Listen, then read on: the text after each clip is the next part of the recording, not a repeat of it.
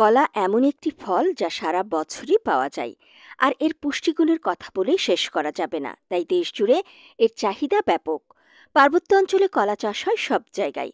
পাহাড়ি অঞ্চলে অনেক প্রকার কলা চাষ হলেও দুই ধরনের কলার পরিমাণই বেশি। একটি হলো বাংলা কলা এবং অন্যটি চাপা কলা, যার স্থানীয় নাম চম্পা কলা বা কাট্টলি কলা। উঁচু পাহাড়ের মাটিতে জন্মায় বলে এগুলোকে পাহাড়ি কলাও বলা হয়। পুষ্টিগুণ বেশি হয়, চাপা কলার চেয়ে দ্বিগুণ দামে বিক্রি হয় বাংলা কলা, যার কারণে এই কলার চাষ বেশি করে থাকে পাহাড়ের কৃষকরা। সারা বছর এসব কলার ফলন পাওয়া গেলেও আগস্ট থেকে অক্টোবর মাসে ফলন হয় সবচেয়ে বেশি। এই সময় পাওয়া কলাগুলো আকারেও অনেক বড় হয়, বাজারে দামও বেশি পাওয়া যায়। এছাড়াও পাহাড়ের লাল কলা, সূর্যমুখী কলা, অগ্নিসার কলাও পাওয়া যায়। পাহাড়ি অঞ্চলের অগ্নিসার কলা অলৌকিক মিষ্টি। এই কলা দেখতে ছোট, কিন্তু স্বাদে একেবারে